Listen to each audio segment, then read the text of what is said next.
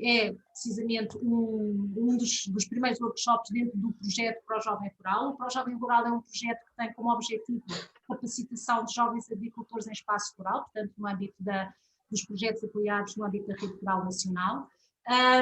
E portanto tem três componentes importantes. Tem as ações de capacitação que estão a decorrer em cada uma das regiões, portanto e das áreas de influência das associações que fazem parte do projeto, portanto a APIM na Guarda, a APISES no Fundão e a ASA, a Associação de Horticultores do Sudeste do Alentejano, em Odmira, e que estão a ser dadas pelo nosso parceiro do Instituto Politécnico de Leiria, portanto dentro da STG, do Departamento de Gestão, que está a assegurar as ações de capacitação nas diferentes áreas e nas diferentes regiões. Depois tem uma segunda componente, que são estes workshops, não podendo fazê-los presencialmente, que era o que nós queríamos, temos que começar a arrancar com eles desta forma digital.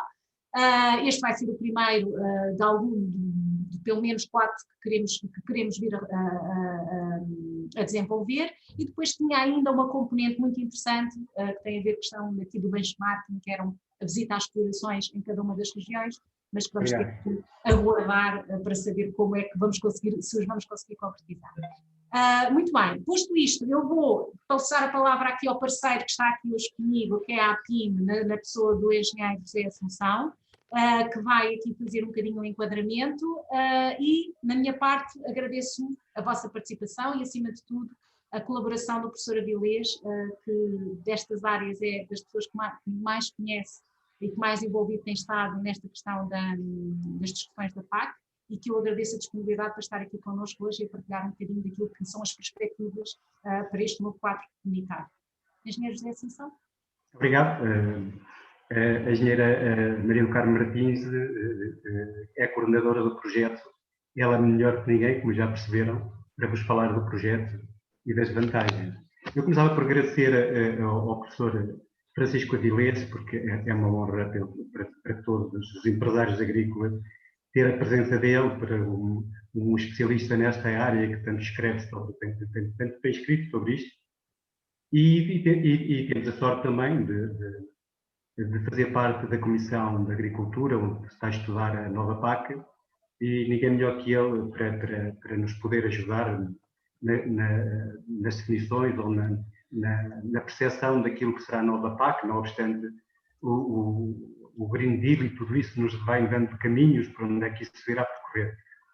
Felicitar a Maria do Carmo por ter tido esta ideia com o Instituto Politécnico de Leiria, de ter sido capaz de criar este projeto, até enriquecedor para os jovens agricultores, para os jovens agricultores, para os menos jovens, a quem são colocados desafios todos os dias de inovação, de competitividade, e as áreas em que estão a ser qualificados vai ajudá-los muito no futuro, e espero que este seminário também os ajude a esclarecer algumas dúvidas que têm sobre isso, e que haja as condições, e tenham as condições para poderem continuar a formação que iniciaram, que era muito importante. É só isso que eu queria dizer. E o importante é ouvirmos o professor Avilés e não copiar.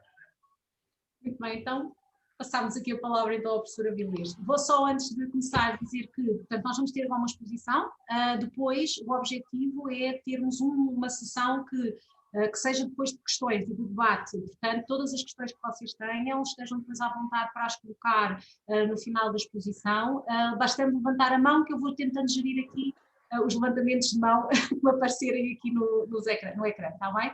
Muito bem, professor, força. Eu vou... Então, muito boas tardes a todos, muito obrigada pelo convite, tenho muito gosto em estar aqui. Eu preparei um PowerPoint e vou pedir depois à Carmo que vá passando. Sim, senhor. A minha ideia, e no fundo por sugestão da Carmo, foi que falasse sobre a fora da PAC pós-2020, que já se sabe algumas coisas, mas também ainda há muita coisa por saber. E se calhar se fosse aqui a 2, 3 meses, já havia ideias mais consolidadas sobre o que é que vão ser as principais orientações. De qualquer maneira, penso que já é possível ter uma conversa com algum interesse e com alguma utilidade sobre a forma da PAC, com base naquilo que neste momento se sabe. Pode passar, Carmen.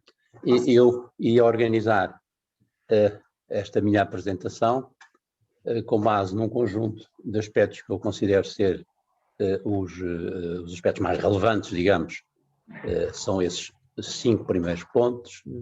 Começarei por falar sobre o orçamento agrícola, no fundo sobre o quadro, o plurianual financeiro, depois sobre o plano estratégico da PAC. Como sabem, é um elemento central do novo modelo de organização da PAC proposto pela Comissão Europeia. Depois vou falar sobre a arquitetura dos apoios diretos aos rendimentos, sobre a arquitetura dos apoios diretos à produção agrícola e sobre a arquitetura verde. Digamos, é uma maneira, digamos, de arrumar os principais tipos de medidas que neste momento estão em cima da mesa do primeiro e do segundo pilar. Não vou abordar as questões relacionadas com a gestão de riscos e com a estabilização de rendimentos, nem com o investimento, porque penso que já não teria tempo para o fazer, e deixei para o fim 2 pontos, que logo se vê se há tempo ou não há tempo para fazer. Um tem a ver com aquilo que são as decisões que já foram tomadas para o período de transição, portanto são estes 2 próximos anos, 21 e 22, e um ponto de situação das negociações e da programação. Pode avançar, Carlos, se faz favor.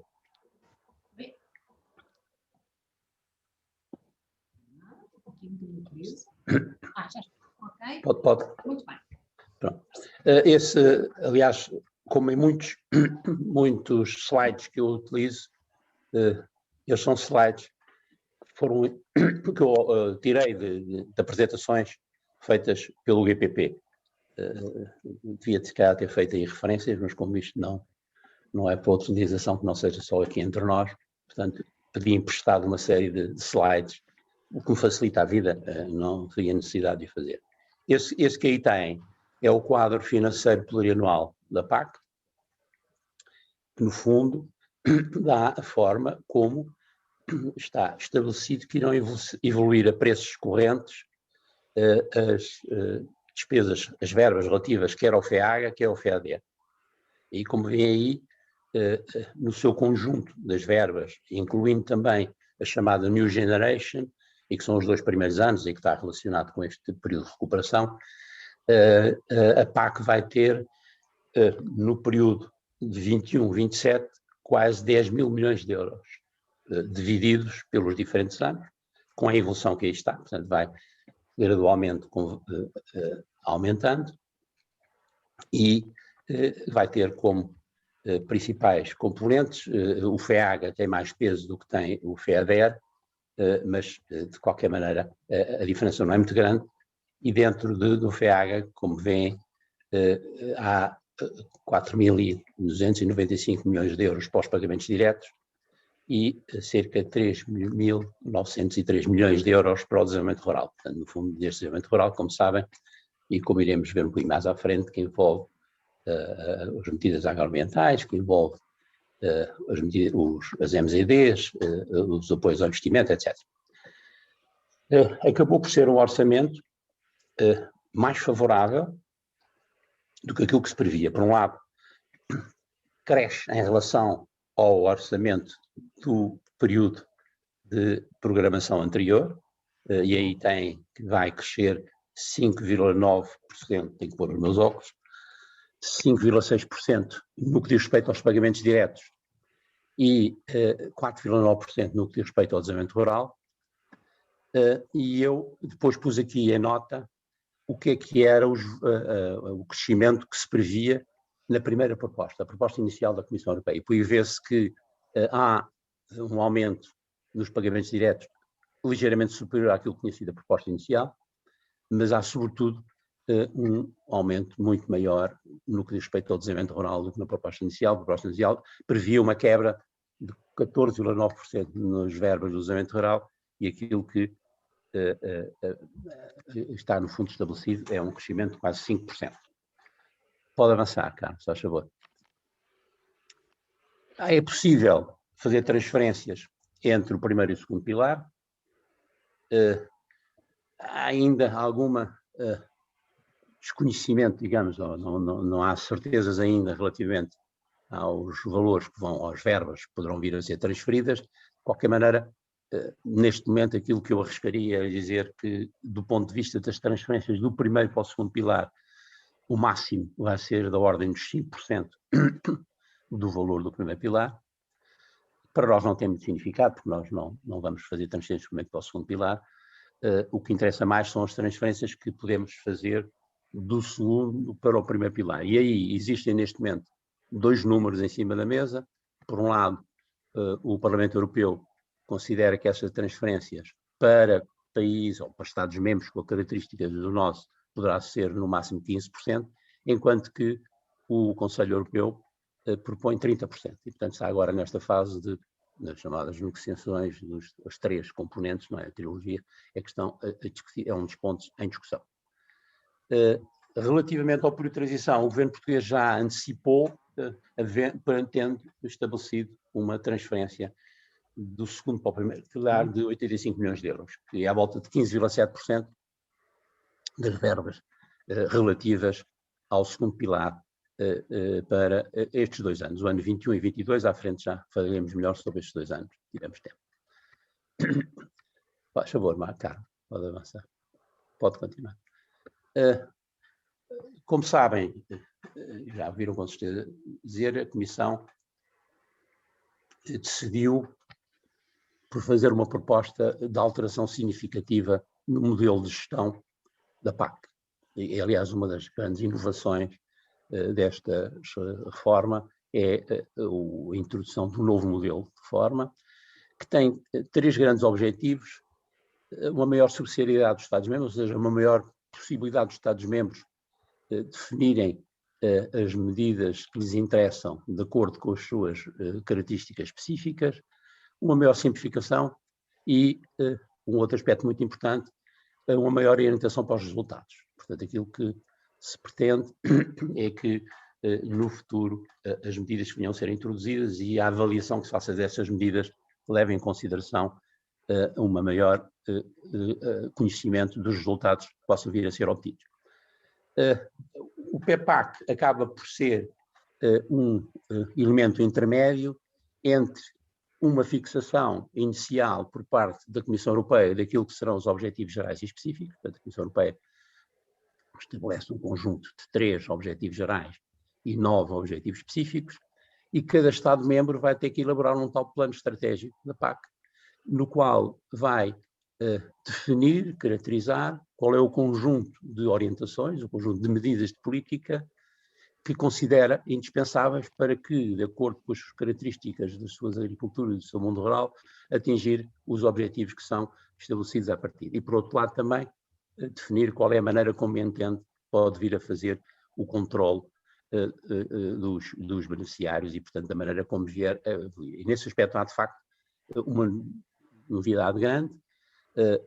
As intervenções que podem ser levadas em consideração, como iremos ver, têm a ver com as medidas do primeiro pilar e do segundo pilar, enquanto que até agora no PDR eram só as medidas do segundo pilar, e por outro lado também vai haver bastante mais autonomia de cada Estado-membro para decidir a melhor maneira de ajudar a que se cumpram os objetivos que se pretende vir a atingir e a aplicação das diferentes medidas. Finalmente, a Comissão aprova o PEPAC, todos os PEPACs têm que ser apresentados à Comissão Europeia e depois por eles serem aprovados, monitoriza, acompanha, digamos, a sua evolução e finalmente avalia o desempenho dos planos estratégicos ao longo destes 7 anos que virão constituir o próximo período.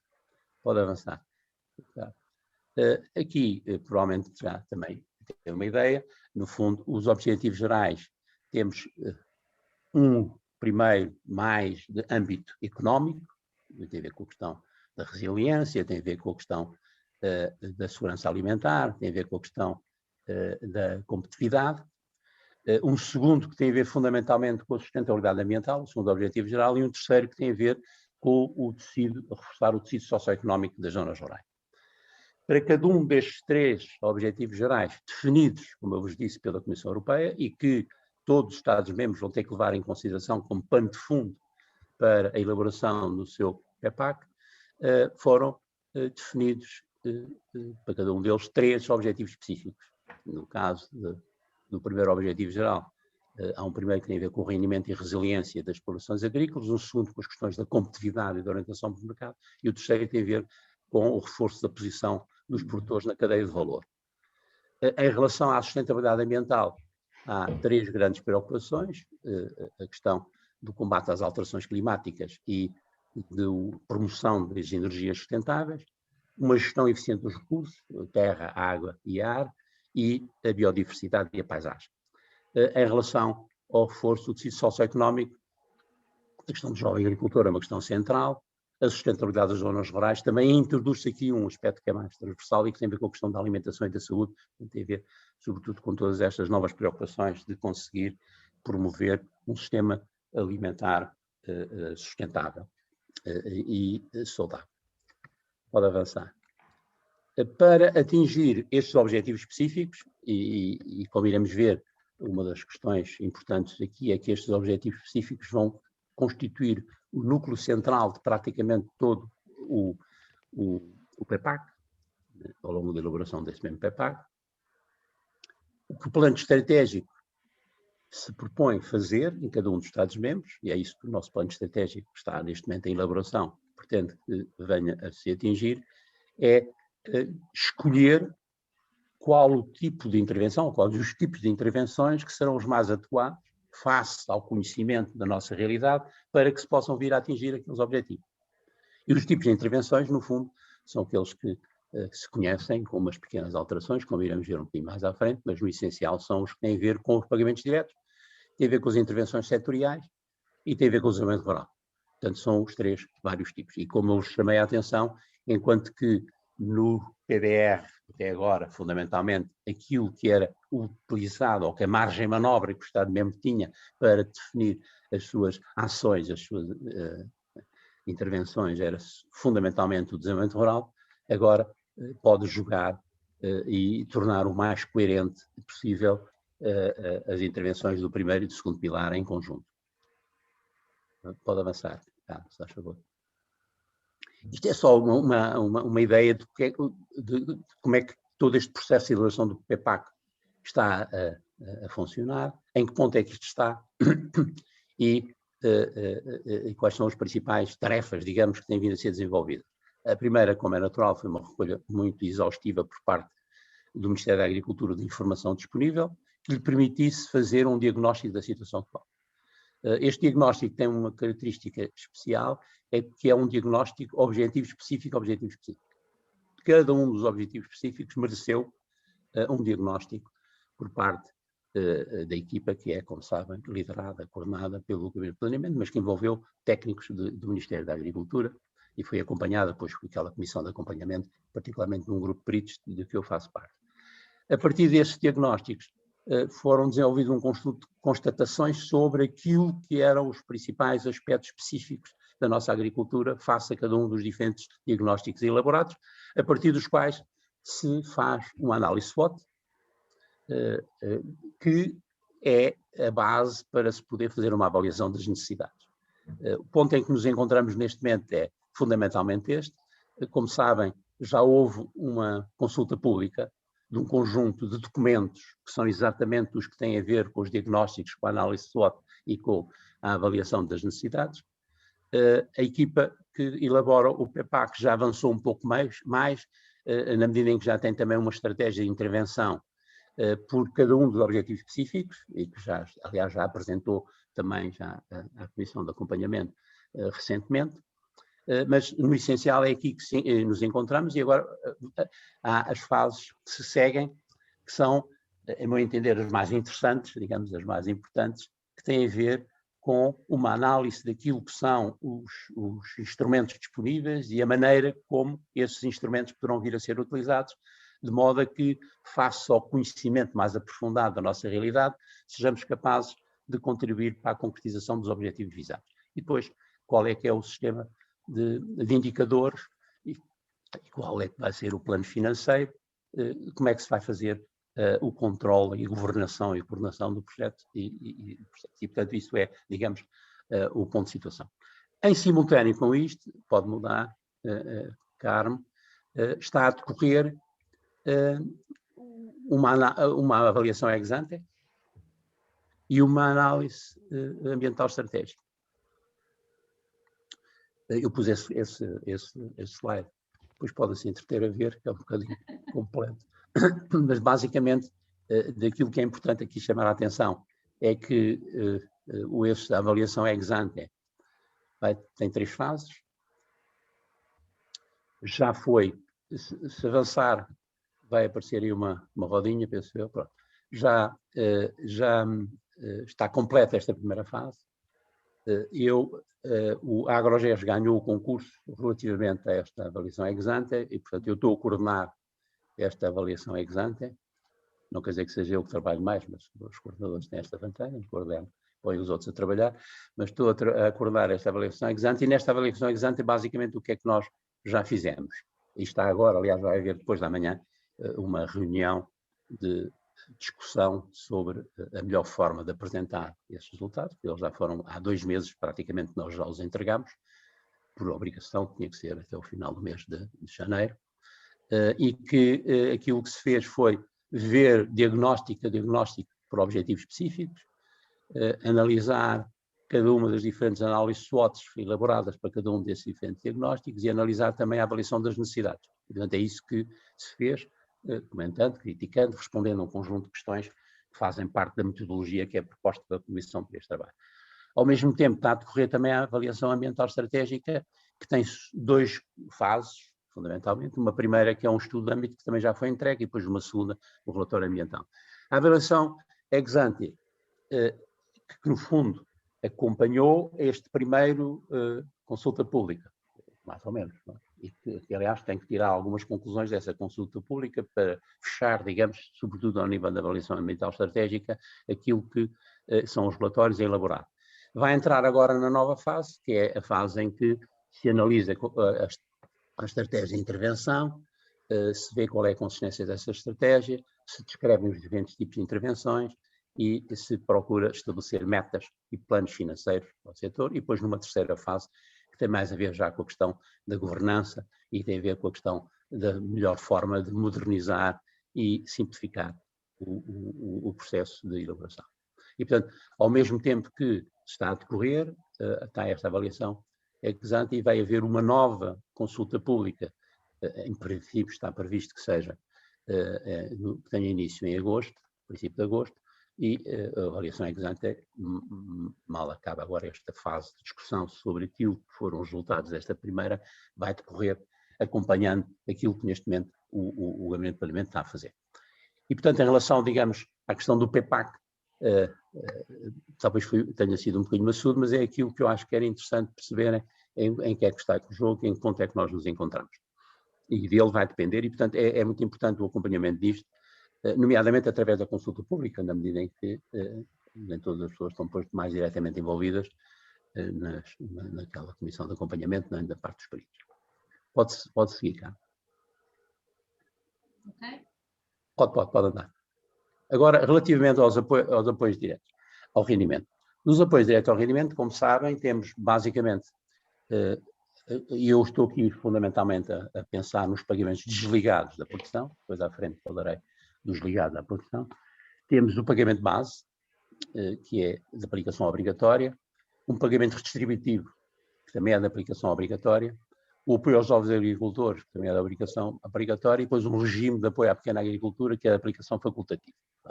Trata-se tudo sempre de pagamentos que são independentes daquilo que são as decisões de produção dos agricultores. Não estão, portanto, ligados, por isso é que se dizem que eles são desligados da produção. O pagamento base, aquilo que vale a pena chamar a atenção são, sobretudo, 3 coisas, e relativamente a elas dizer um bocadinho quais são ainda as incertezas que existem.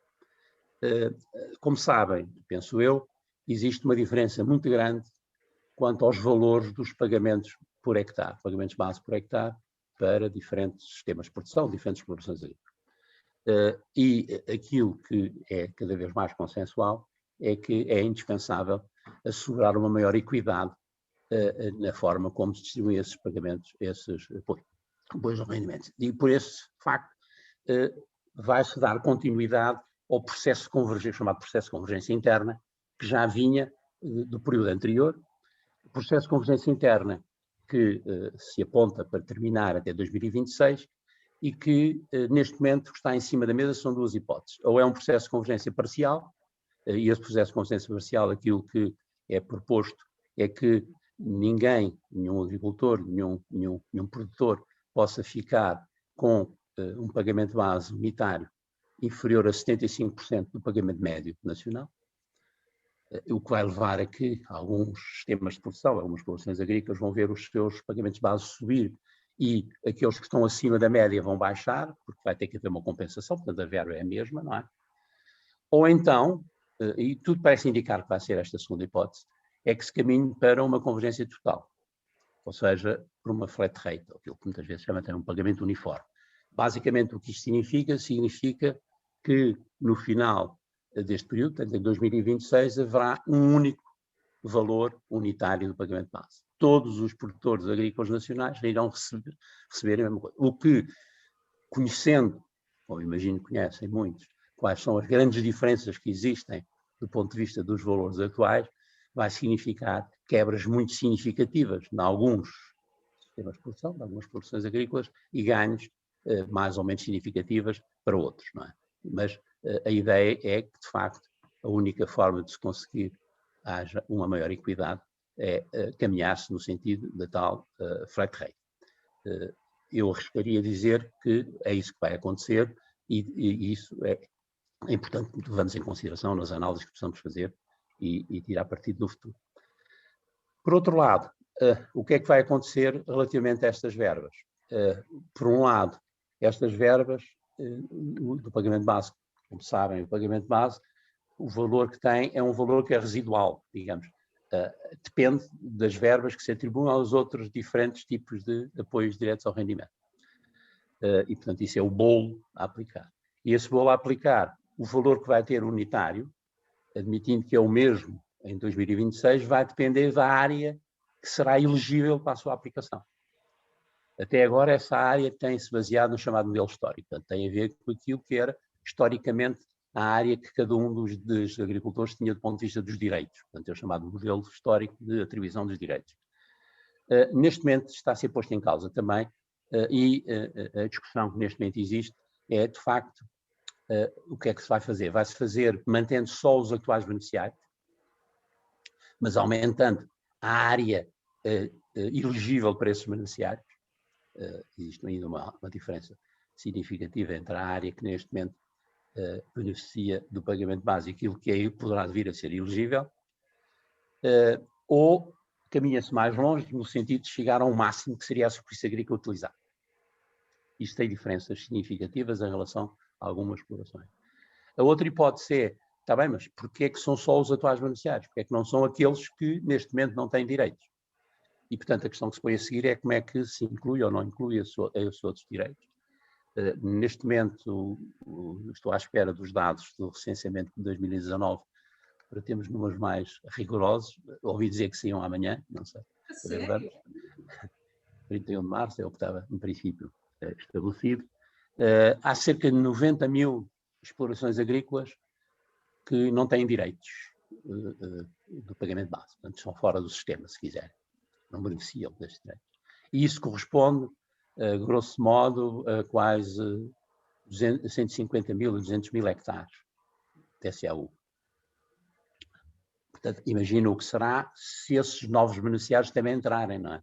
85% desses novos beneficiários, de acordo lá com o inquérito às estruturas, têm menos de 5 hectares, portanto, ao entrarem, vão entrar sobretudo com pequena agricultura, que não tem uma influência direta na área que estabelecerá a base para os pagamentos base unitários, mas que vão retirar verba ao pagamento base. Porque o pagamento base depende daquilo que a gente atribui ao regime de pequena agricultura, ao jovem agricultor, ao pagamento redistributivo e também aos ecorregimes, que também é uma das outras componentes do primeiro pilar e que não estão aqui incluídas porque têm a ver com a arquitetura verde.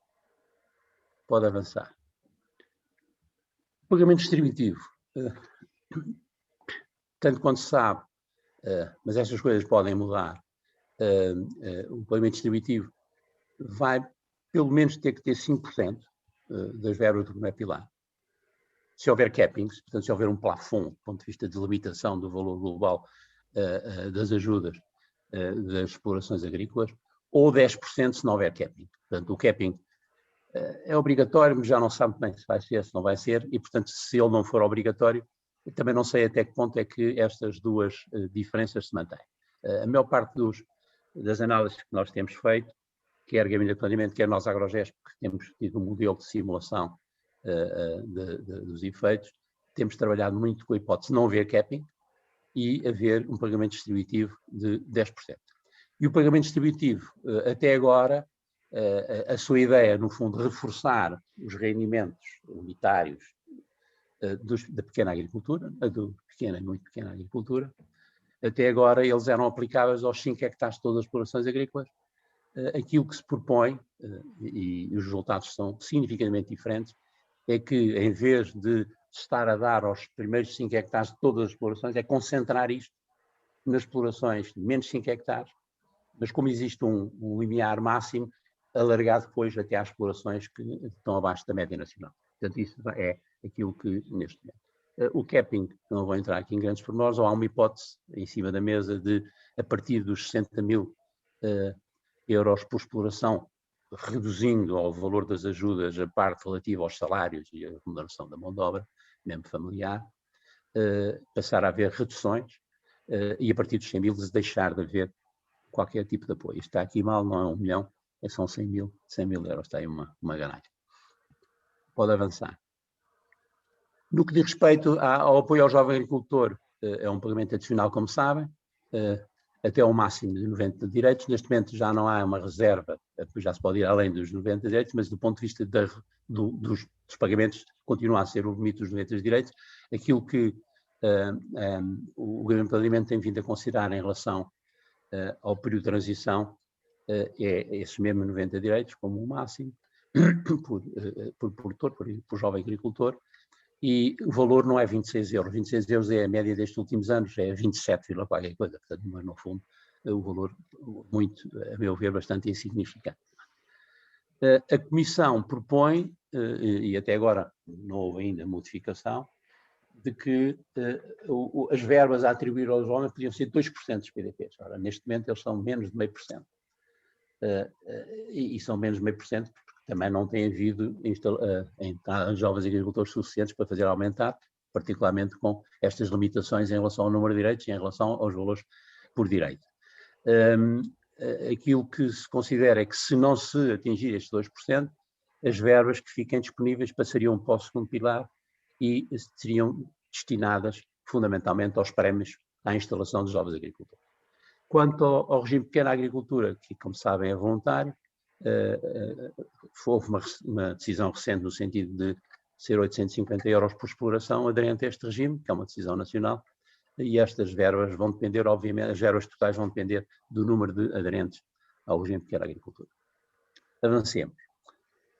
Se eu me atrasar muito, digam-me. Não é tudo. Quanto aos apoios diretos ao rendimento dos produtores, portanto, aquilo que genericamente se chamam os pagamentos ligados à produção, não é? Que são pagos por hectare ou por cabeça de animal elegível. Há alguns Estados-membros que já não têm, há diferenças grandes entre os Estados-membros que têm no que diz respeito às verbas que lhes são atribuídas. O caso de Portugal e o caso da Bélgica são os 2 Estados-membros que têm uma verba máxima maior que lhe é atribuída, que é da volta dos 19%, e que nesta proposta da Comissão mantém como possível. Mas isso é um valor máximo, ou seja, nós poderíamos, se quiséssemos, optar por 0, ou por 10, ou por 12, portanto, os 19%. Tudo indica que nós vamos manter os 19%, portanto, não vamos reduzir pagamentos. O que tudo indica também é que vai haver 2 coisas. Primeiro, uma alteração da composição, por outro lado, uma alteração dos valores unitários. Neste momento, como sabem, basicamente esses pagamentos ligados têm a ver com o arroz, têm a ver com o tomate para a indústria, têm a ver com as vacas leiteiras, com as vacas aleitantes e com os ovinos e caprinos. E é uma hipótese, seria manter, e algumas das simulações que o Gabinete de Planeamento tem feito, mantém exatamente essa composição. De qualquer maneira, neste momento, tudo se inclina no sentido de alterar essa composição, particularmente com a introdução de pagamentos ligados às chamadas ajudas à produção para os cereais de outono-inverno e pelo milho. Também tem sido levantada a questão, que neste momento já está posta de parte, que seria uma eliminação do prémio às vacas aleitantes, com uma compensação através de um ecorregime dirigido fundamentalmente para a promoção dos prados e pastagens melhoradores. Essa hipótese neste momento já não está em cima da mesa. O que está em cima da mesa é, de facto, que se acrescente ao atual conjunto de produtos que beneficiam desses pagamentos ligados, os cereais. E no caso do milho, tanto milho grão como milho silagem. Quanto aos valores unitários, uma hipótese seria manter os atuais. Tudo se inclina no sentido de haver um aumento desses valores, no que diz respeito, pelo menos ao arroz, às vacas leiteiras e aos prémios aos ovinos e caprinos. Provavelmente, no caso dos prémios às vacas leitantes, eles serão mantidos ou mesmo reduzidos, dependendo um bocadinho dos outros tipos de apoios, até porque os sistemas extensivos, no caso de vacas leitantes, vão beneficiar do facto de haver a tal flat rate. A maior parte deles tem valores unitários de pagamento base relativamente mais baixos que a média, portanto, aproximando-se à média, irão ser beneficiados por essa via. Pode avançar cá. Arquitetura verde. Neste momento, como sabem, aquilo que são as medidas orientadas para o ambiente são fundamentalmente a condicionalidade, existe em vigor, não é? Portanto, que no fundo se aplica obrigatoriamente a todos os beneficiários de apoios PAC, qualquer que eles sejam. O greening, e o greening entra no primeiro pilar e representava obrigatoriamente 30% das verbas do primeiro pilar, e tinha basicamente três grandes orientações: a diversificação cultural, uma espécie de set-aside e ainda a manutenção dos prados e as pastagens permanentes, a não alteração, digamos, da área ocupada por essas pastagens permanentes, e, por outro lado, depois as medidas agroambientais do segundo pilar. Portanto, a condicionalidade aplica-se a todos os tipos de medidas. O greening era uma medida do primeiro pilar que, na prática, tinha tão pouca especificidade, tão pouca seletividade, que funcionava como sendo pagamento base. Portanto, no fundo, o greening é como se fosse uma outra componente do apoio ao rendimento. De tal maneira que, neste momento, quando se fala em convergência, o ponto de partida é o pagamento base mais o greening, como sendo o ponto de partida. Depois isso é que se vai aproximar ao futuro pagamento base, que já não mete o greening, e, portanto, a aproximação ainda vai ser, a convergência ainda vai ser mais digamos, inclinada a descida. A nova arquitetura verde vai obrigar a uma condicionalidade claramente reforçada, que integra as condicionalidades atuais e integra também o greening, a parte daquilo que neste momento está em vigor no âmbito do greening do ponto de vista das exigências existentes. Implica uma coisa que se chama regime clima-ambiente do segundo pilar, que no essencial acaba por ser as medidas agroambientais, com algumas variantes, com umas modificações. Ainda hoje de manhã tive uma reunião com o grupo de peritos em que se começou a discutir exatamente quais é que vão ser essas medidas, o que é que se mantém ou não mantém, o que é que se altera ou não se altera, que coisas novas é que podem surgir, ainda está no segredo dos deuses. E, por outro lado, os ecorregimes, que entram no primeiro pilar. Os ecorregimes aparecem como uma grande novidade, se quiserem, ao nível do conjunto dos pagamentos aos produtores e, em particular, no que diz respeito à arquitetura verde. Vamos ver o que é cada uma destas coisas rapidamente. A primeira coisa que importa aqui sublinhar é que o greening vai desaparecer, já vimos aqui atrás. As condicionalidades de aplicação obrigatória para todos os beneficiários dos apoios PAC vão ser reforçadas. Vamos ter 3 novos requisitos legais de gestão e 7 atuais, mas em alguns deles melhorados, alterados, e 3 novas. Aqui tem um C a mais, não é? São boas práticas, boas condições agrícolas e ambientais. Portanto, o segundo C não existe, portanto, tem uma gralha. No caso destes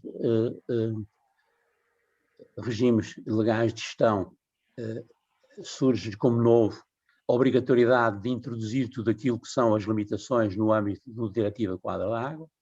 no que diz respeito aos regulamentos relativos às doenças de animais e as diretivas relativas à utilização sustentável dos pesticidas, não é?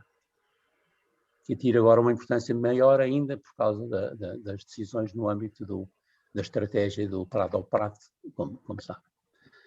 No que diz respeito às boas condições agrícolas e ambientais, na prática acabam por ser fundamentalmente aquelas que se relacionam com uma perspectiva bastante mais agronómica e ambiental, da forma como, à partida e na base, os sistemas de agricultura têm que obedecer.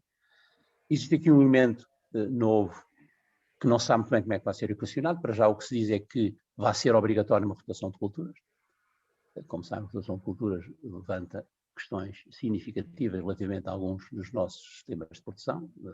Lembremos o caso do milho, muitas vezes em monocultura, lembremos o caso do tomate para a indústria. A obrigatoriedade de fazer uma boa gestão, uma gestão sustentável da mobilização de solo, no fundo, uma orientação no sentido de mobilização mínimas de sementeira direta, a cobertura dos solos em épocas do ano onde há mais riscos de erosão, uma gestão sustentável dos nutrientes e também a criação de superfícies não produtivas. Em certa medida, estas não produtivas acaba por ser aquilo que já existia do ponto de vista do greening. A rotação de culturas também é uma outra versão mais, se calhar, mais séria, se quiserem, da diversificação que estava estabelecida no âmbito do greening. Portanto, vamos ter um conjunto de condicionalidades que não se sabe muito bem como é que vão funcionar e saber como é que eles funcionam é muito importante para percebermos o que é que podem ser as agroambientais e o que é que pode ser o ecorregime, porque a agroambientais e o ecorregime têm que se montar em cima disto e não pode, digamos, sobrepor, não é? Portanto, são... No que diz respeito àquilo que genericamente hoje chama o regime clima-ambiente, que são praticamente as medidas agroambientais, é de aplicação obrigatória por cada Estado-membro, o Estado-membro tem que as criar, mas obviamente os agricultores poderão ou não optar por elas, portanto são facultativos para os agricultores. Aquilo que neste momento se acha é que vai haver a manutenção da maioria dos atuais medidas agroambientais, com eventuais ajustes, quer nas condições de legibilidade, quer nos valores unitários, quer nas verbas atribuídas, especialmente para o caso do modo de produção biológico.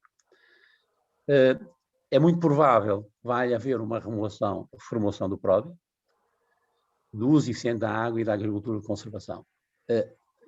Isto está muito associado com aquilo que venham a ser os ecorregimes e aquilo que venha a ser as incondicionalidades reforçadas. Muito daquilo que são as condicionalidades reforçadas são, neste momento, compromissos no âmbito do PRODI.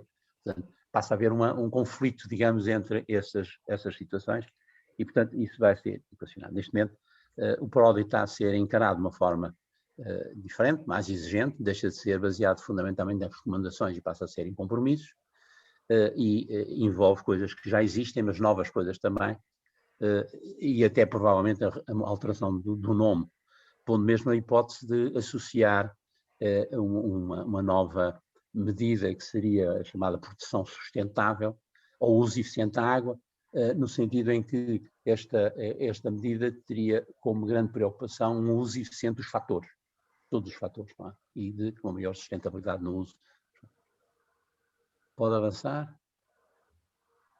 Quanto aos pagamentos ecorregime, também estes são obrigatórios do Estado-membro. O Estado-membro tem que criar pagamentos ecorregimes, mas os agricultores aderirão ou não conforme entendam.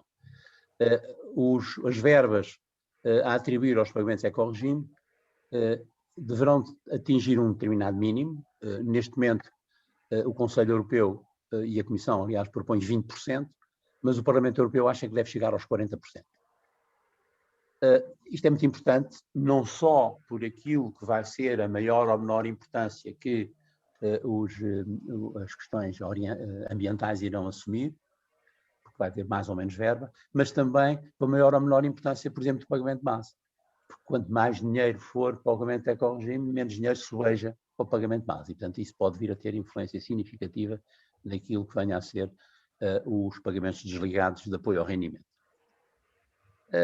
Neste momento, aquilo que se pode dizer é que estes pagamentos ecorregime são pagamentos anuais, aliás, estão no FEAGA, portanto, teriam que ser anuais, não é? Em alguns casos, eles estão a ser encarados como sendo de aplicação geral, menos seletivo. Uma espécie de greening, se quiser. Vou simplificar. Obviamente não será o greening, porque também não pode ser só o greening, porque também não pode ser só a responsabilidade reforçada. Não é? Tem que ser mais exigente do que isso é. Mas seria uma coisa mais a varrer para apoiar a generalidade dos sistemas. Há das simulações ou dos cenários que o GPP tem vindo a trabalhar, é um pouco nessa perspectiva, é 40%, e uma parte significativa dessas verbas de 40% seria para medidas de âmbito de aplicação mais geral, âmbito, portanto, menos seletivo. Há outros de aplicação bastante mais seletiva, que são aqueles que têm um âmbito mais específico. Portanto, no fundo, o dinheiro pode ser o mesmo, mas vamos ver quais são os alvos que se pretendem atingir. O que, do ponto de vista dos objetivos de natureza ambiental, de sustentabilidade ambiental dos sistemas de agricultura, é muito mais razoável, se calhar muito mais racional do que pura e simplesmente já andarmos a distribuir dinheiro, até porque essa distribuição de dinheiro acaba por, na prática, acabar por funcionar muito como o greening, ou seja, mais como um apoio ao rendimento do que propriamente como uma exigência do ponto de vista ambiental. Enquanto que os medidas agroambientais, ou o tal regime clima-ambiente, as medidas clima-ambiente que eu referi, mas que me esqueci de indicar, neste momento a sua remuneração é feita através de uma compensação, como sabem, dos custos assumidos ou das perdas de rendimento. No caso dos ecorregimes, cria-se a possibilidade de haver um pagamento tipo top-up, portanto, um adicional ao pagamento base. O que os torna bastante interessantes, na medida em que poderão vir a funcionar como um maior incentivo à adesão a determinado tipo de pagamento. E, portanto, aqui, isso pode levar a que, de facto, se privilegiem mais determinado tipo de pagamento ecorregime do que os ambientais, do que a parte das medidas agroambientais. Finalmente, há uma questão que tem sido muito discutida, que é se estes compromissos são anuais ou são plurianuais. Podem ser as duas coisas. Tem havido uma interpretação, a meu ver, incorreta, porque é parcial, deste tipo de coisas, dizendo que não, tem que ser anuais. Tem que ser anuais porque estão no primeiro pilar, se estão no primeiro pilar, os pagamentos são anuais, os compromissos têm de ser anuais. Não tem nada que ser, podem ser plurianuais. A única questão, qual é a grande vantagem do plurianual? É que podemos ter determinado tipo de pagamentos ecorregime, cujos resultados são resultados que não se verificam logo nesse ano, vão para algum tempo. Admitamos que uma das nossas preocupações vai ser a questão do sequestro de carbono, e que o sequestro de carbono vai implicar um aumento do teor de matéria orgânica nos solos. Não podemos ter um pagamento ecorregime que se limita a um ano, porque não há práticas nenhumas que permitam que num ano haja um aumento de teor de matéria orgânica, vamos ter 5, 10 anos.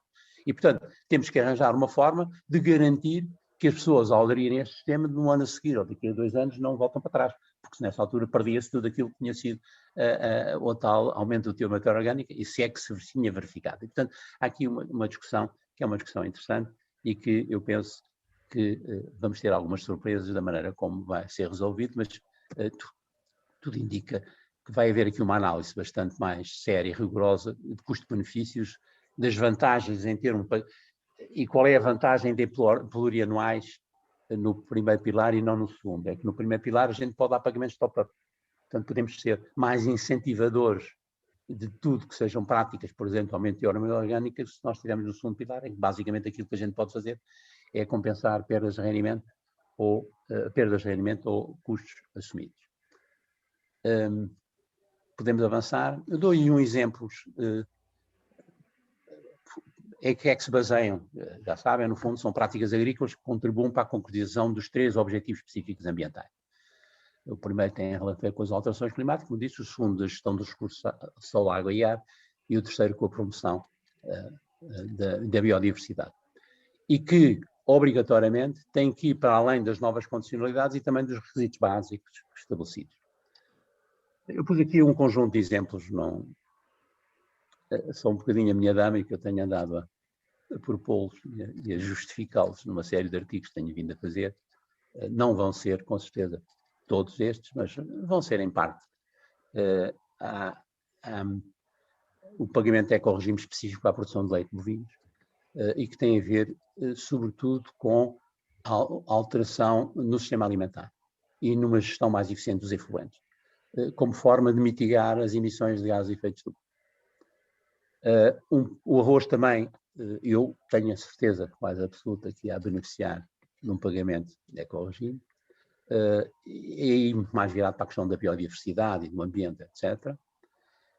Do ponto de vista daquilo que eu chamo de agricultura de conservação regenerativa, portanto, sistemas de agricultura cujas práticas agrícolas contribuam para um aumento significativo do teor matéria orgânica do solo, também poderá haver um ecoregime, e aí seria interessante se existissem, que eles tivessem, só podem se houver compromissos plurianuais. Se não puder ter compromissos plurianuais, também não vão ter pagamentos de tipo pop-up. A minha ideia é que isto pode ter um papel importante, não só na mitigação do gás de efeito de estufa, como também no sequestro de CO2 e, portanto, contribuir positivamente para a neutralidade carbónica. Um pagamento de ecoregime para os prados e pastagens melhoradoras, portanto, capazes de sequestrar, portanto, são aqueles que têm alterações na respectiva gestão sustentável do solo, de forma a que se consiga uma melhoria do teor matéria orgânica no solo, e, por outro lado, também pagamentos específicos de preservação ou sequestro de elementos específicos das paisagens rurais. São aspectos, só por uma questão de ilustração. Isto corresponde, portanto, no essencial àquilo que eu gostava de dizer sobre aquilo que está um bocadinho em cima da mesa neste momento em relação à PAC pós-2020. Se eu tivesse 5 minutos, ainda passava aqui a bola do azul por cima disto. Vamos de mais 10, pode ser? Como sabem, imagino, todo este processo está atrasado e, portanto, uma coisa que era um período pós-2020 que começava em 21 até 27, neste momento ainda nem sequer existem um acordo relativamente àquilo que deve ser os regulamentos de base para a elaboração dos PEPACs, e, portanto, nenhum dos Estados-membros tem PEPACs elaborados, estão mais ou menos avançados, mas à espera, no fundo, que se chegue a um acordo entre o Conselho Europeu, a Comissão Europeia e o Parlamento relativamente a algumas questões importantes. Algumas delas eu já referi um bocadinho marginalmente, mas já referi aquelas que são, a meu entender, as mais importantes. E, portanto, houve necessidade de estabelecer um período de transição. E, como sabe, o Ministério da Agricultura já estabeleceu um conjunto de orientações para o ano 21 e 22, e pode-se dizer que a partir de 23 é que, de facto, se entra no conjunto de alterações mais aprofundadas. De qualquer maneira, este período de 21 e 22 já introduz alguns aspectos que, na opinião do Ministério da Agricultura, deverão ser grandes orientações a respeitar no futuro e, portanto, digamos, preparam um bocadinho aquilo que poderá vir a ser. E nessa perspectiva já se introduzem um conjunto de instrumentos que eu aí referi. Por um lado, como eu já vos disse, já houve uma decisão relativamente a haver transferências do segundo para o primeiro pilar, os tais 85 milhões de euros. Há uma decisão relativamente ao nivelamento das ajudas desligadas, do pagamento base. Portanto, no fundo, o processo de convergência vai iniciar-se, e vai-se iniciar no sentido de, em 2026, atingir um pagamento uniforme, o que quer dizer que se está a apostar claramente na hipótese de uma flat rate.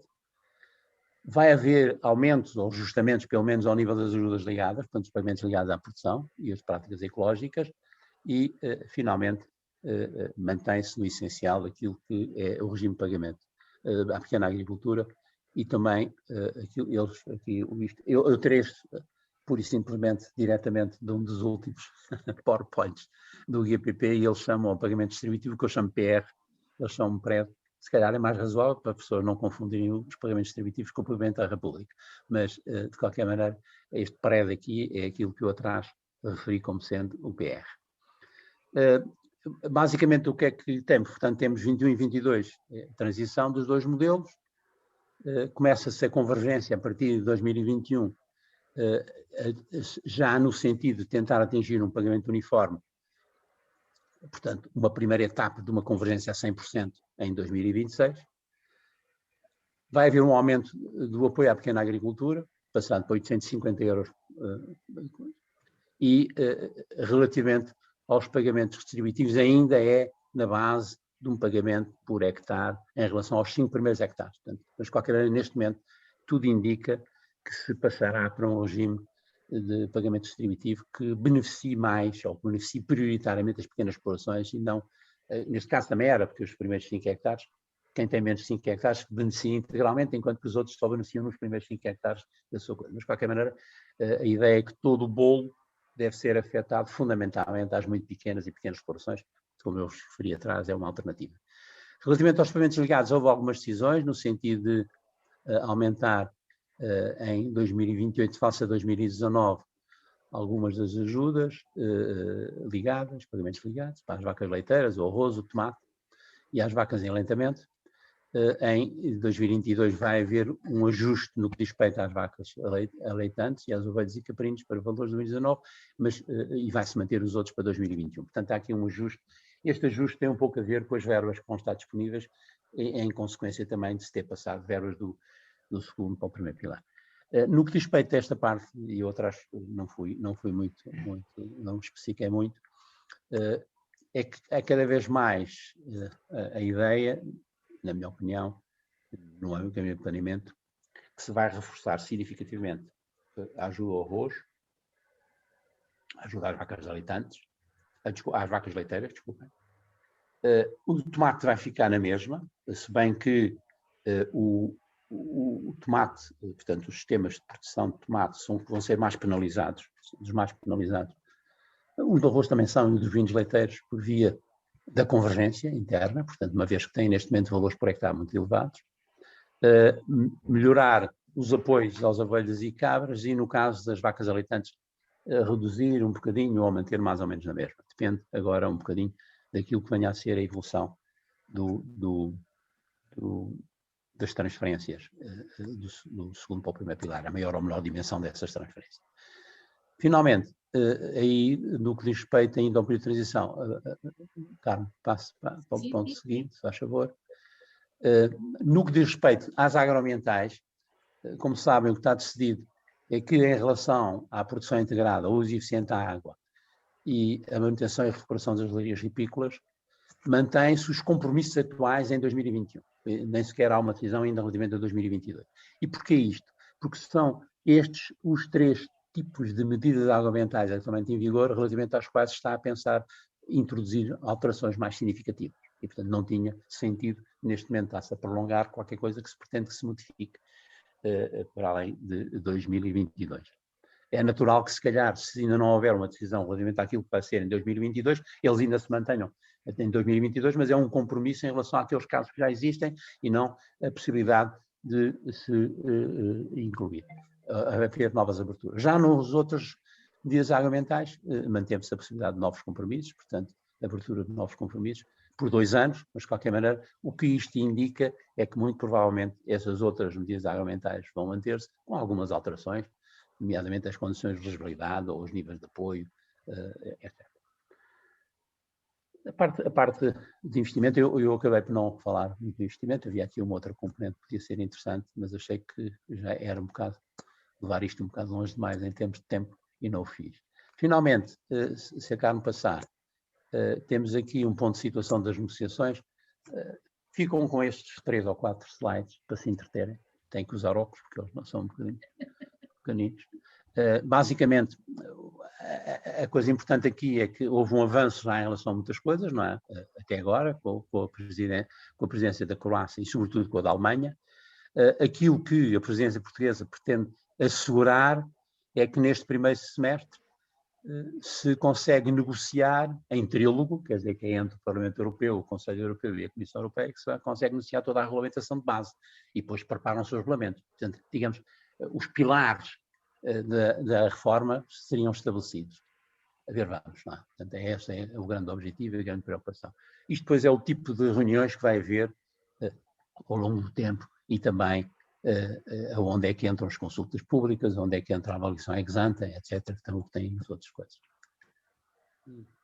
E obrigado por me terem ouvido. Espero que tenha tido alguma utilidade e estou disponível, obviamente, para as questões todas que queiram. Ok, professor, muito obrigada por esta visão tão abrangente. Realmente a gente ouve e parece que ficamos ainda com vontade de saber mais, mas a verdade é que ainda muita coisa se está a decidir nesta altura. Mas eu vou permitir, tal como tinha dito, e nós temos agora aqui um período para questões que queiram colocar, e portanto eu iria abrir aqui o debate, e eu pedi a todas as pessoas que tivessem questões que fizessem usar daí o raise hand, ou seja, levantar a mão, que está cá em baixo, estejam à vontade para levantar e eu aqui vou-vos dando aqui a hipótese de falar, portanto basta depois também só ligar o vosso microfone e fazer as questões. Ok, temos aqui já o Carlos Silva, faça o favor, liga o microfone e pode fazer a questão. Boa tarde a todos, penso que já me veem agora. Muito bem. A minha questão, o meu nome é Carlos Silva, nós somos produtores de abacate no norte de Portugal, na zona do Grão de Porto. A minha questão é muito rápida e muito objetiva, não sei se me conseguirá responder ou não. Tem que ver com os jovens agricultores e em especial o Pilar 2, portanto os apoios a jovens agricultores. Eu ainda cumpro o critério, digamos assim, de idade, por exemplo, já não cumpro o critério de atividade na medida em que em 2018 iniciei a atividade com a plantação, a nossa primeira plantação, só que entretanto ainda não tenho nenhum rendimentos, nunca vendi porque também não temos produção.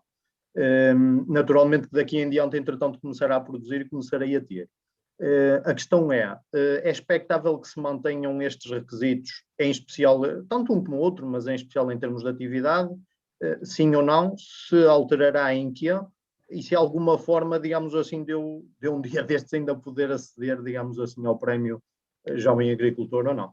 Eu e quem estiver naturalmente em situações semelhantes. Eu questiono isto, só para terminar, questiono isto porque houve uma alteração ligeira de interpretação agora no último concurso que abriu para a agricultura biológica jovens interiores, para o interior, que era aquela questão de se tinham iniciado antes ou não da candidatura, no último ano ou não, e portanto penso que eventualmente havendo esta ligeira alteração de interpretação, poderá aqui haver também características para alguma alteração até neste 21-22, não é? Em algum concurso que venha a abrir, que espero que sim.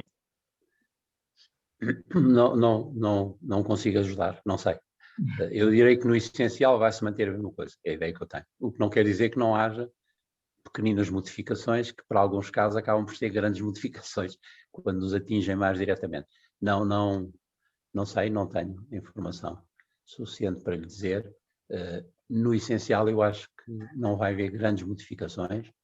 Houve esta modificação que é importante, que é do acesso à reserva, não haver a limitação dos 90 direitos, mas mantém-se em relação ao valor dos apoios, não é? Só tem a ver com os 90 direitos.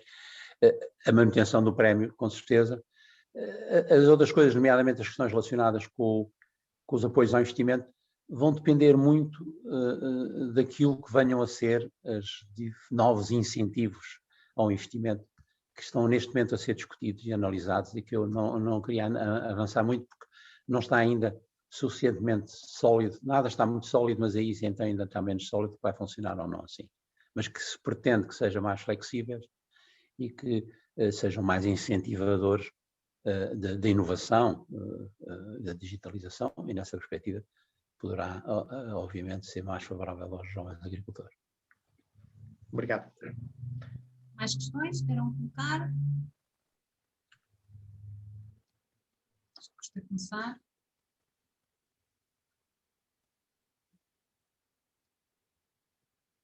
Ficou tudo muito esclarecido, se calhar. Ou tão pouco esclarecido que ninguém... Não, acho que pouco esclarecido não. Eu iria, se aproveitar para fazer uma questão, falou aqui dos vários setores que parece que poderão vir a ganhar mais, ou perder, ou a manter, e eu não posso deixar de questionar, uma vez que nós estamos na questão da fruticultura e da hortofruticultura, qual é que seriam as perspectivas em termos de... em termos dos, de ter aumentos ou não, consoante os ganhos e as perdas que se falaram aqui dos diferentes setores. Vamos ver. Nós na Agrogest temos vindo a trabalhar numa série de cenários, não é? Esses cenários utilizamos um bocadinho para os trabalhos que vamos fazendo, não é?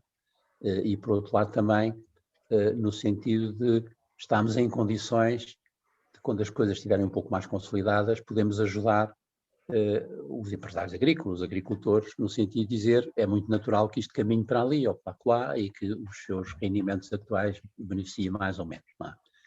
E temos feito essa abordagem definindo cenários que nós chamamos um cenário minimalista, que no fundo era aquele em que praticamente só se mexia no pagamento base e no pagamento distributivo, e que tudo o resto se manteria mais ou menos na mesma, não é?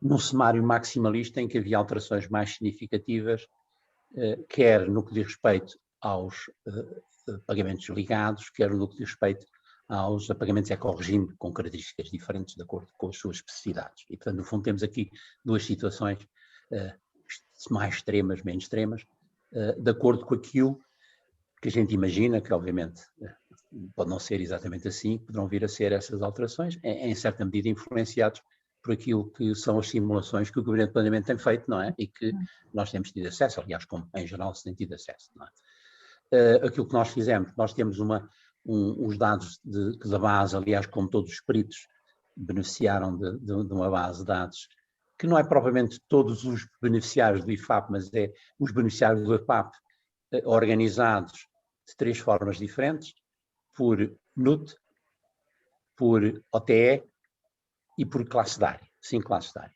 O que nos permitiu classificar as explorações agrícolas, agora já temos para 2018, é o último ano que temos para 2018, em cerca de 2.000 explorações tipo, que resultam do cruzamento destas 3 coisas, não é? Portanto, são 2.000 e qualquer coisa. Pronto. Porque existem 23 NUTs, existem 17 OTEs e consideramos 5 classes de área. E é com base nisso que a gente depois faz, de acordo com várias hipóteses, isto dá. Portanto, sem compromissos nenhums do ponto de vista mas eu, aliás, está publicado, tenho feito isso, sai muitas vezes na Agro Global, coisas que nós vamos fazendo, ou nos próprios, se forem ao site, agora já é nos artigos técnicos, nós normalmente fazemos sair isto e quais são os pressupostos que estão associados, etc. Aquilo que são os sistemas de produção, portanto, se quiser, chamando assim, as OTEs no fundo acabam por ser as organizações produtivas dominantes economicamente dominantes. Portanto, se tomando as OTEs, aquelas OTEs que vão ser mais penalizadas, particularmente no cenário minimalista, são as arvenças de regadio, fundamentalmente o milho, o arroz, o tomate da indústria, os bovinos de leite e os bovinos de carne intensivos. São estes 5 que são mais fortemente penalizados, com quebras entre 2018 e 2027, que poderão ir, no caso dos bovinos de carne intensivos, da ordem dos 20%, menos 20%, mas podem chegar a menos 60% no caso do tomate da indústria. Isso é admitindo que era só a flat rate e só os pagamentos distributivos, favorecendo a pequena agricultura. E, portanto, que não se utilizavam os outros instrumentos disponíveis, ou seja, aumentar os pagamentos ligados, orientar alguns eco-regimes especificamente para determinado tipo de sistemas, etc. Mas que, ao passarmos para um cenário maximalista, por exemplo, as arvenças de regadio já passavam a ter uma evolução positiva, de acordo com aquilo que são as hipóteses que nós temos em cima da mesa, nomeadamente haver a introdução de pagamentos ligados aos cereais, neste caso concreto ao milho, não em serragem. Os bovinos de leite também podem passar a ter um resultado positivo. As quebras continuam a ser mais significativas no caso do tomate para a indústria e também no caso dos bovinos de carne intensivos, cuja alteração nunca é muito significativa. Já o caso do arroz aproximar-se-ia já de um efeito quase que neutro, se quiserem. Portanto, isto pondo a coisa agora ao contrário, daqueles que são potencialmente mais favorecidos, no fundo, temos fundamentalmente as culturas permanentes. Ou seja, as explorações agrícolas em que as culturas permanentes são mais dominantes. Em que pode haver ganhos em termos percentuais muito significativos, mas também não esqueçamos que, à partida, são aquelas que neste momento têm menos apoios. Exato. E, portanto, o aumentar 80%, por exemplo, em algumas explorações de vinha, não significa assim tanto como isso, se calhar, não é? Mas, portanto, mas são, sobretudo, a fruticultura, a vinha e, em certa medida, também o olival, para os vários cenários, começando logo mesmo no cenário minimalista, poderão vir a ser mais anunciados, porque são aqueles que, à partida, têm pagamentos base mais baixos e, portanto, se irão aproximar à média e, por outro lado, também, muitas vezes, correspondem a pequenas explorações e, portanto, seriam beneficiados por pagamentos distributivos. A policultura é um desses sistemas também, pode vir a OTEs, podiam vir a medicina. O caso dos pequenos ruminantes e o caso também dos bovinos de carnes extensivos, depende. Os carnes extensivos são mais favoráveis no minimalista do que nos outros, depende um bocadinho do tipo de coisas que venham a ser. esta abordagem, a gente depois pode fazê-la para as classes de área, pode fazer para as NUTS, etc. Não vale a pena. Portanto, é só para dar uma ideia. Portanto, digamos, racionando sobre isso e racionando concretamente sobre uma exploração agrícola, o importante é, à partida, perceber qual é que é o nível de apoio que neste momento tem e estão relacionados com o quê, e depois tentar discorrer um bocadinho sobre aquilo que poderão vir a ser as tendências no futuro e, portanto, o que é que isso pode vir a ter de consequência. Carmo, posso colocar uma questão? Tinha aqui era uma pessoa com a mão levantada, não sei se... Ok. Pode ser? Eu aqui me apercebo, naturalmente, claramente. Sim. Eu peço então ao Paulo Alves que faça a sua questão. Peço desculpa, aqui me apercebo. Okay. Pois, eu sei, engenheiro. Estou a dizer ao Paulo Alves... Sim, estão a ouvir? Agora sim, estamos a ouvir, sim, faça favor. Ok, pronto, muito boa tarde. Eu gostava de fazer uma questão que um jovem agricultor que pretenda instalar-se neste momento, gostava de, face aos cenários que existem, face às perspectivas que há da nova PAC, com estas alterações da convergência, dos apoios à agricultura biológica, o que é que um jovem agricultor pode fazer para maximizar os apoios que pode receber? Portanto, em termos das grandes, vão ser mais ou menos penalizadas, faz sentido ter áreas...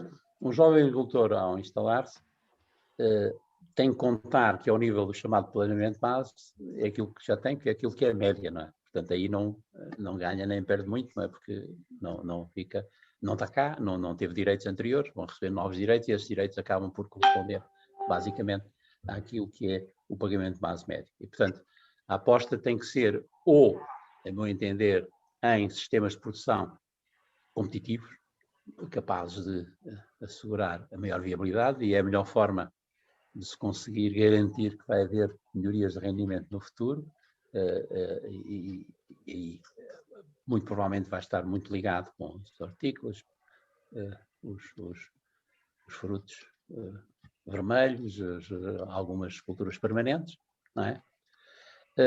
Ou então uma orientação mais na perspectiva ambiental, em termos de sistemas baseados em práticas que se considerem como sendo fundamentais, quer para o combate às alterações climáticas, quer para uma gestão sustentável dos recursos, quer para a biodiversidade, tirando partido de um conjunto de apoios no âmbito das medidas agroambientais e, em particularmente, aquilo que venham a ser os novos pagamentos ecorregime, a que se pode aderir e adere-se como todos os outros, portanto, não estão limitados à partida relativamente aos valores dos unitários. Portanto, eu, se fosse jovem agricultor, infelizmente já não sou, não é?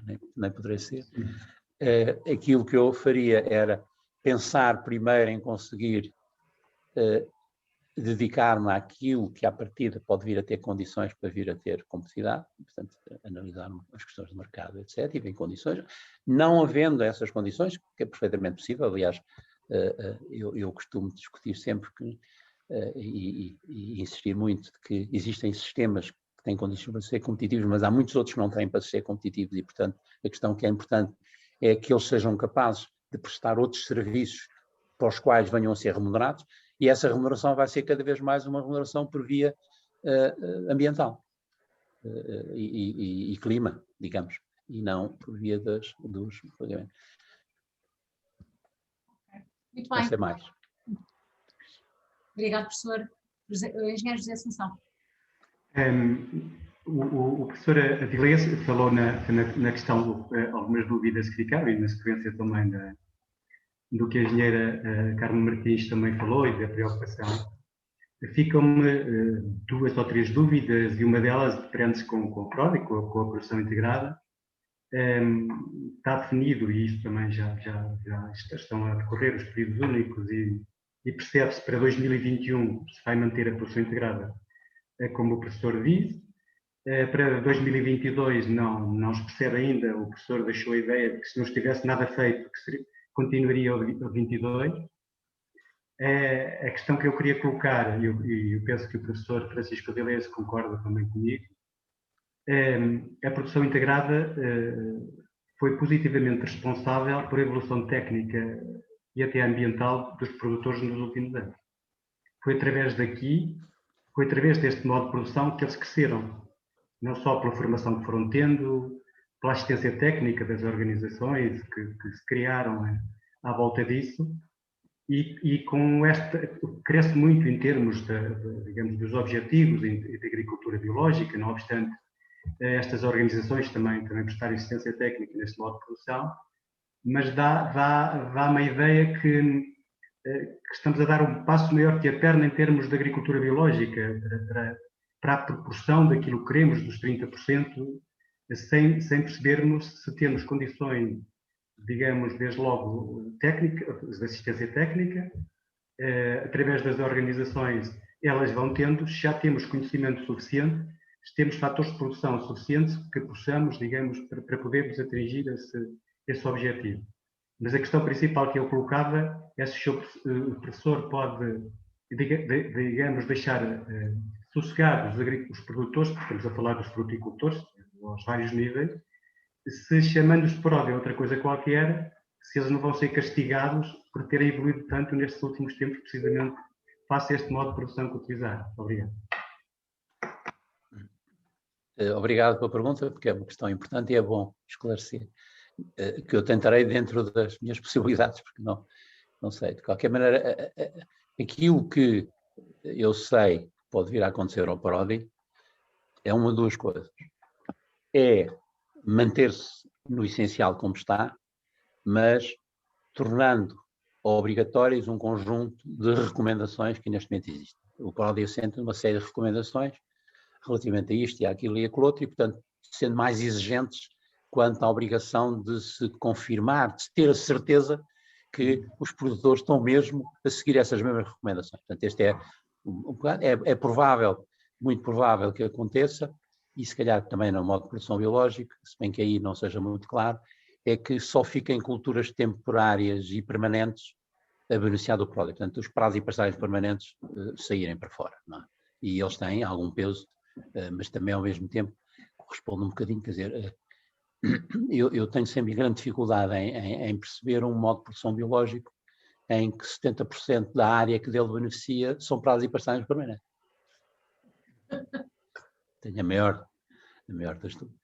Portanto, se nós concentrarmos isto nas culturas temporárias e permanentes, e portanto aquilo que eu acho que deve ser o coração, o corpo, o núcleo central, também iremos ter mais verbas disponíveis para poder apoiar mais concretamente. Portanto, em relação a uma das hipóteses, outra hipótese é o repensar o PRODI de uma maneira a torná-lo mais alargado, a integrar mais outras coisas, por exemplo, a questão do uso eficiente da água. Fazer parte, digamos, de uma coisa que agora não se chama PRODI, no fundo, o PRODI evoluiu da proteção integrada para depois a produção integrada, mas que integra o essencial daquilo que é mais importante neste momento, do ponto de vista do PRODI, mas que é complementado por outras coisas. Passar a ter, sei lá, um modo de produção sustentável, digamos. Cada vez mais fala na intensificação sustentável, portanto, e portanto é à volta disso que neste momento se está a trabalhar, com as dificuldades todas que existem. E aquilo que se está a tentar fazer é o que é que deve-se manter, e que são coisas importantes, e o que é que se deve manter, como é que nós podemos passar isso de recomendações para compromissos mais exigentes, e o que é que poderá vir a ser integrado de novo, que poderá vir a melhorar aquilo que é a contribuição do PRODI para os principais objetivos, quer do ponto de vista produtivos, quer do ponto de vista ambiental. É isso, basicamente. Obrigado. Tenho esperança que se consiga fazer isso, não? Tenho aqui uma questão que me foi enviada mais da parte da horticultura e que tem a ver com aquilo que tem sido a dor de cabeça e que é sempre a dor de cabeça, que é a questão das cotações, não é? Portanto, isto tem sido, portanto, nós sabemos, e como o professor bem disse, em alguns sistemas de produção é muito difícil o cumprimento desta obrigatoriedade. Então, a questão que se coloca é se, quando se refere a esta rotação, se refere a uma rotação que pode significar 3 a 4 anos sem fazer culturas da mesma família, é isso. Portanto, isso pode causar aqui uma quebra significativa na redução das áreas de cultura, não é? Se esta rotação sair com esta obrigatoriedade. Calma, eu gostava imenso de poder ajudar, mas neste momento eu não sei o que é que vai ser, percebe? Não sei, a CEO é quem faz a pergunta. não sei. Aquilo que neste momento está posto no papel é que tem que haver uma rotação no sentido agronómico do termo, não é? E, portanto, não é um bocadinho uma brincadeira como foi a diversificação, não é? Mas há consciência de que existe determinado tipo de setores para os quais não se pode fazer uma rotação com as mesmas características que se faz para outros, e portanto tem que haver alguma especificidade. E que muito provavelmente se vai considerar que em alguns casos vai ter que haver uma transição lenta para uma situação mais favorável e no outro pode ser uma evolução. Mas neste momento não há coisas suficientemente concretas para... A não ser que há de facto preocupação com isso e que é importante, porque mesmo que não seja agora, vai ser daqui a meia dúzia de anos, percebe? E portanto, quer dizer, é muito importante que se encontrem soluções. Para mim, o ideal é que nós fôssemos capazes de arranjar um esquema de transição que a pouco e pouco fosse aproximando de uma parte de rotação agronómica com as implicações positivas que isso tem, sem penalizar excessivamente aqueles sistemas de produção que neste momento acabam por ser quase monoculturais, ou pelo menos muito nesse sentido, tendencialmente muito monoculturais. Muito bem. Não sei se há mais questões que queiram colocar. Se não havendo, uma vez que também já passámos aqui um bocadinho da nossa hora prevista, eu agradeço imenso a disponibilidade do professor Francisco Avilés, das informações que nos trouxe aqui, e de certeza que esclarecedoras em alguma coisa. Como disse, daqui a 2, 3 meses já teremos mais coisas definidas em cima da mesa, mas lá está, se calhar fica aqui o compromisso para depois nessa altura se calhar nos ajudar, quem sabe já presencialmente, a trazer essas explicações mais concretas, mas acho que é sempre importante trazermos esta informação. Portanto, queria agradecer mais uma vez a disponibilidade, agradecer aos parceiros que estiveram aqui, tanto a APIM, teve aqui também o professor José Martins e a professora Tânia, pelo menos que eu vi do IPL, portanto agradecer também a vossa presença, e a Margarida, que esteve cá também da Associação dos Horticultores do Sudoeste Alentejano e da APISESA. Portanto, agradecer a vossa disponibilidade e a vossa participação, e professor, mais uma vez, muito obrigada. Então, eu é que agradeço muito, gostei muito. Quer dizer alguma coisa? Se daqui a uns meses eu ainda cá estiver, não tiver sido apanhado pelo Covid. Esperemos, né? Todos corremos o mesmo risco. E se continuarem interessados em debater o tema, tenho todo o gosto em fazê-lo. Ok, muito obrigada. E idealmente presencialmente, porque é importante a gente ver-se uns aos outros. E fomenta mais o debate. Estas e à coisas medida que a gente vai falando, ver a cara. Eu nunca consegui dar aulas deste esquema, porque a gente não vê a cara de quase nenhum das pessoas, então sabe lá o que é que está por trás. Fica a promessa, não é, Carmo? Fica a promessa que depois será presencial. Deus quiser.